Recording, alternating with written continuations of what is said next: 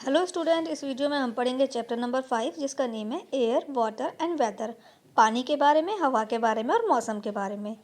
हम 1 से लेकर 4 तक चैप्टर कंप्लीट कर चुके हैं। डिस्क्रिप्शन बॉक्स में आपको लिंक मिल जाएगा, आप चेक कर लीजिएगा। चलिए वीडियो को शुरू करते हैं। चैप्टर में हम समझने वाले हैं the role of the sun is changing the weather, the formation of land breeze and sea breeze, the process of evaporation, condensation and precipitation, how water becomes impure और पॉल्यूटेड। यानी हम समझने वाले हैं इस चैप्टर में मौसम बदलने में सूर्य की क्या क्या भूमिका है, क्यों जो है मौसम बदल जाता है, स्थलीय हवा और समुद्री हवा का निर्माण, वाष्पीकरण, संघनन और वर्षण की प्रक्रिया के बारे में, पानी अशुद्ध या प्रदूषित कैसे हो जाता है इसके बारे में। तो चलिए शुरू करते हैं बच्चों। We have already learned that air is present all around us. Our earth is covered with a thick layer of air. This layer is called atmosphere. We cannot see it, but we can feel its presence. When it blows, moving air is called wind. Gently moving wind is called breeze, while fast moving wind is called storm. तो देखिए, जैसे कि हम पहले भी पढ़ चुके हैं, हम पहले भी जान चुके हैं कि हवा हमारे चारों ओर मौजूद है। हमारी पृथ्वी हवा की एक मोटी परत से ढकी हुई है। इस परत को क्या कहते हैं? एटमॉस्फेयर कहते हैं, वायुमंडल कहते हैं।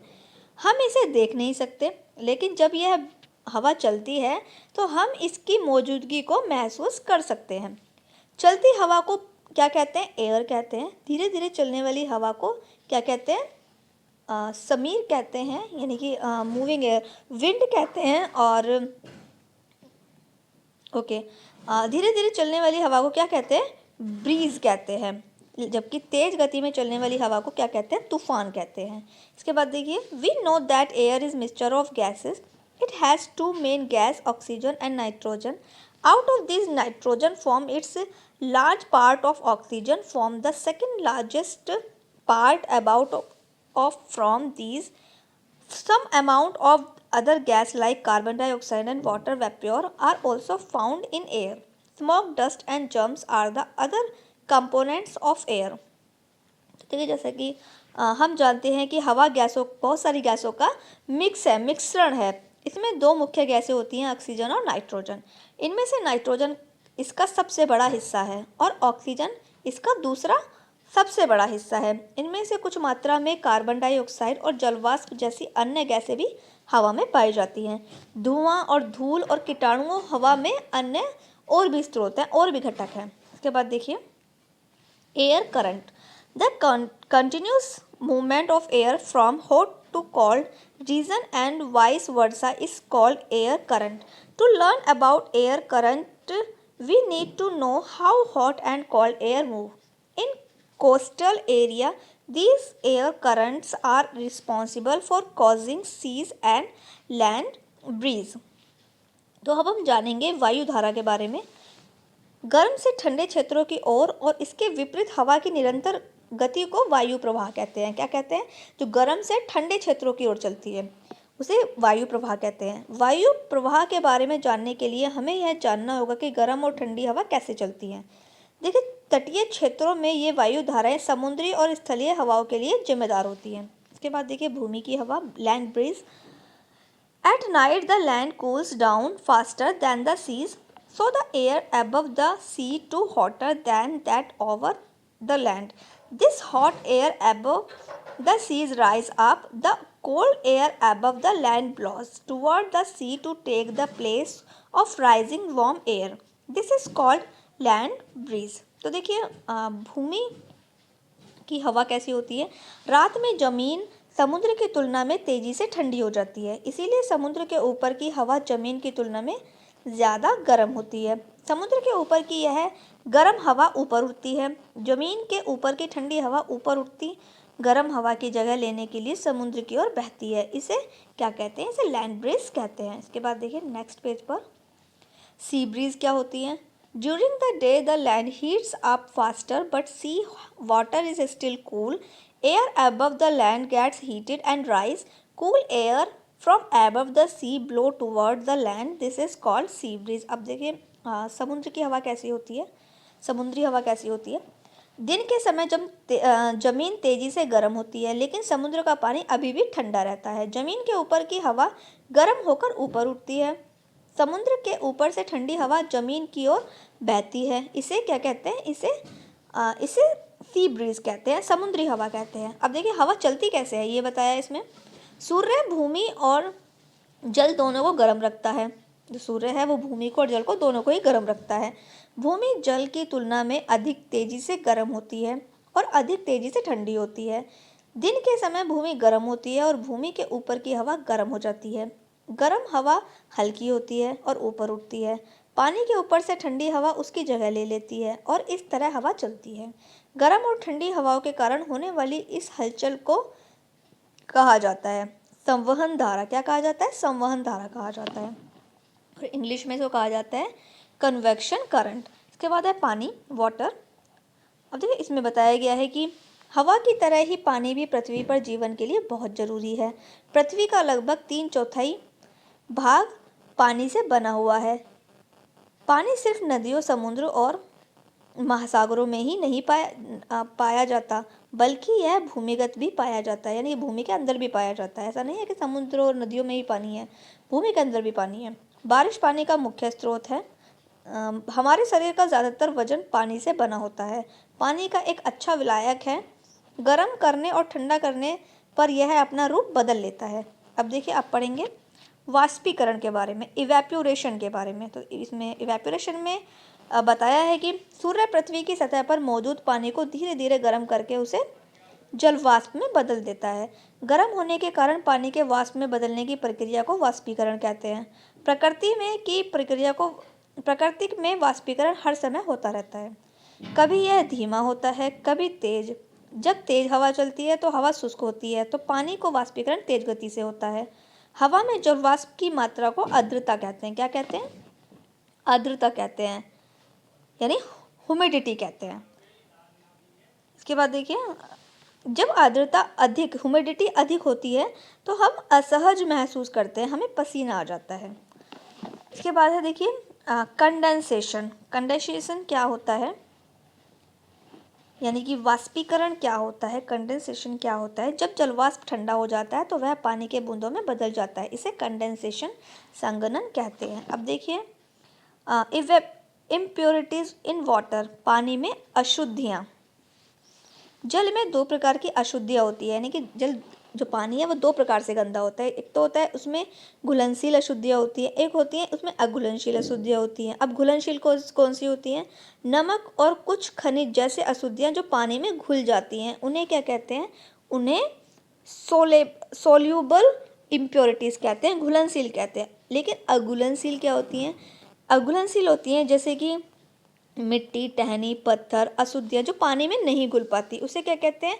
उसे अघुलनशील अशुद्धियाँ कहते हैं, जैसे इनसोल्यूबल इम्प्योरिटीज। नेक्स्ट पेज पर आ जाइए। प्यूरिफिकेशन ऑफ वाटर, पानी को कैसे शुद्ध किया जाता है? पानी को शुद्ध किया जाता है, अघुलनशील अशुद्धियों को निम्नलिखित तरीके से हटाया जा सकता है। जैसे फर्स्ट में सैंडिमेंशन, सेकंड में है डिकंटेशन, थर्ड है फिल्टरेशन। तो 3 तरीके से पानी को शुद्ध किया जाता है। फर्स्ट समझ लेते हैं सैंडिमेंशन। पानी से भारी अशुद्धियाँ पानी की तलहटी में बैठ जाती हैं और पानी साफ हो जाता है, इसे सैंडिमेंशन कहते हैं। इसके बाद सेकंड है डिकंसेशन। डिकंसेशन में क्या होता है?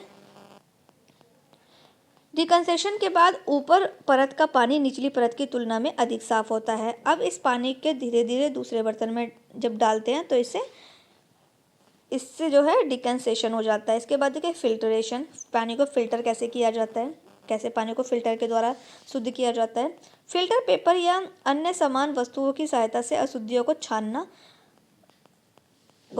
फिल्टरेशन कहलाता है। फिल्टर पेपर के ऊपर बचा हुआ घुलनशील पदार्थ फिल्टर पेपर कहलाता है, जबकि दूसरे बर्तन में इकट्ठा तरल पदार्थ को फिल्ट्रेशन कहते हैं। जब यह काम फिल्टर मशीन या घर पर ही आरओ द्वारा किया जाता है, घर में जो आरओ लगे होते हैं तो उससे पानी क्या होता है? फिल्टर होता है। इसके बाद देखिए ड्रिंकिंग वाटर, पानी, पीने वाला पानी। स्वस्थ जीवन के लिए शुद्ध और साफ पानी बहुत जरूरी है। अशुद्ध पानी में बैक्टीरिया, प्रोटोजोआ और वायरस जैसे कई रोग पैदा करने वाले कीटाणु हो सकते हैं। ये मनुष्य और जानवरों में गंभीर बीमारी पैदा करते हैं। इसीलिए हमें पानी से इन रोग पैदा करने वाले कीटाणुओं से छुटकारा पाने के लिए कुछ तरीके अपनाने चाहिए। जैसे क्लोरीन जैसे रसायनों का उपयोग पानी में कीटाणुओं को मारने के लिए किया जाता है।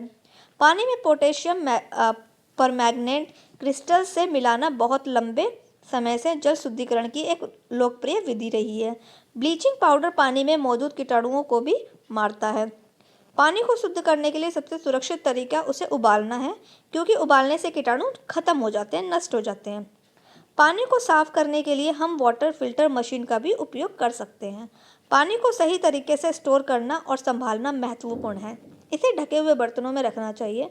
उन्हें नियमित रूप से साफ किया जाना चाहिए।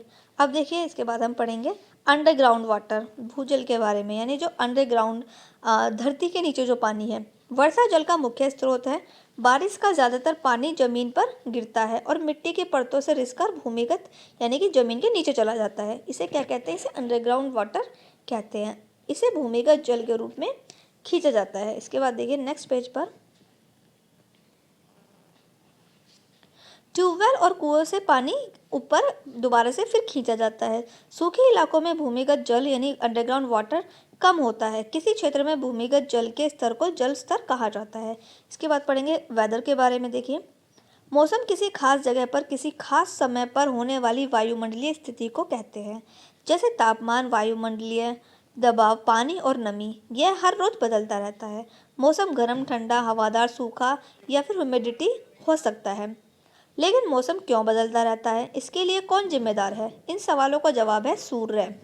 क्यों बदलता है? इसका जवाब है सूर्य। मौसम में बदलाव के लिए सूर्य जिम्मेदार है। मौसम में परिवर्तन लाने के लिए सूर्य की क्या भूमिका है? Sun's role is causing change in weather. तो देखिए, मौसम में बदलाव लाने के लिए सूर्य की क्या भूमिका है वो समझते हैं। आपने देखा होगा कि कुछ दिन गर्म होते हैं और कुछ दिन ठंडे होते हैं, जबकि कुछ दिनों में बादल छाए रहते हैं या फिर कभी कभी बारिश भी होने लगती है। सूर्य इन मौसम परिवर्तन का कारण बनता है। कैसे? यह हवा की गति को प्रभावित करता है। यह पानी के रूप को भी बदलता है, जिससे दिन बादल छाए रहते हैं, बारिश होती है या धूप होती है। हम जानते हैं कि पृथ्वी के घूमने से दिन और रात होते हैं और सूर्य के चारों ओर पृथ्वी की परिक्रमा से, यानी सूर्य के चारों ओर जो पृथ्वी की जो परिक्रमा होती है, के मौसम से बनते हैं। पृथ्वी का जो भाग सूर्य के करीब है वहाँ दिन गर्म और लंबे होते हैं। जो भाग सबसे करीब है सूर्य के, इसीलिए दुनिया के इस हिस्से में गर्मी होती है। पृथ्वी का जो भाग सूर्य से दूर है, क्योंकि सूर्य क्या है, वो गर्म है। अगर कोई भाग पृथ्वी का सूर्य के पास आ जाएगा तो गर्मी हो जाएगी, लेकिन वहीं अगर सूर्य से दूर हो जाएगा तो ठंड हो जाएगी। वहाँ दिन ठंडे और छोटे होते हैं, इसीलिए दुनिया के इस हिस्से में सर्दी होती है। भारत जैसे देशों में सर्दी, गर्मी और मानसून 3 मुख्य मौसम है। हालांकि एक मौसम के दौरान भी मौसम दिन प्रतिदिन और कभी कभी घंटे दर घंटे बदलता रहता है। अब हम पढ़ेंगे sun's role is causing the states of water. sun's role is blowing in winds. पहले हवा के बारे में पढ़ते हैं। हवा के चलने से सूर्य की भी अहम भूमिका होती है। सूर्य की गर्मी से हवा गर्म होती है। गर्म हवा हल्की होकर ऊपर उठती है। इसकी जगह भरने के लिए ठंडी हवा आती है जो भारी होती है। यह गति जारी रहती है और हवाएं चलती हैं। अब पढ़ेंगे हम जल की अवस्थाओं के बारे में, जिसमें सूर्य की भूमिका होती है। सूर्य की गर्मी पानी को जलवाष्प में बदल देती है। यह जलवाष्प ऊपर उठती है और बादल बनाती है। जब बादल बहुत भारी हो जाते हैं तो बारिश होने लगती है और वातावरण ठंडा हो जाता है। यह वातावरण बहुत ठंडा हो जाता है तो जलवाष्प बर्फ में के रूप में गिरती है। इसी के साथ में हो गया है बच्चों ये चैप्टर कंप्लीट। तो हमने इस चैप्टर में काफ़ी कुछ पढ़ा है बच्चों। हमने पढ़ा है मौसम के बारे में, मौसम के परिवर्तन यानी मौसम के बदलने में सूर्य की क्या भूमिका है, हवाओं के बहने में सूर्य की क्या भूमिका है, जल की अवस्थाओं में सूर्य की क्या भूमिका है। तो काफ़ी कुछ हमने इस चैप्टर में सीखा है। ड्रिंकिंग, पीने के पानी के बारे में, किस तरीके से पानी को शुद्ध किया जाता है 3 तरीके से, एंड अंडरग्राउंड वाटर कैसे, किस तरीके से ज़मीन से बाहर निकाला जाता है, किस तरीके से हवा बहती है, पानी में कितनी अशुद्धियाँ होती हैं, वाष्पीकरण के बारे में, पानी के बारे में, समुद्री हवा के बारे में, हवा कैसे चलती हैं। तो देखिए काफ़ी कुछ हमने इस चैप्टर में सीखा है। अगर आपको फिर भी कहीं कन्फ्यूज़न है तो चैप्टर को फिर से रिपीट कीजिएगा। चैप्टर की रीडिंग करनी है और चैप्टर को समझना है आपको, फिर से दोबारा से भी आप समझ लीजिएगा वीडियो को रिपीट करके।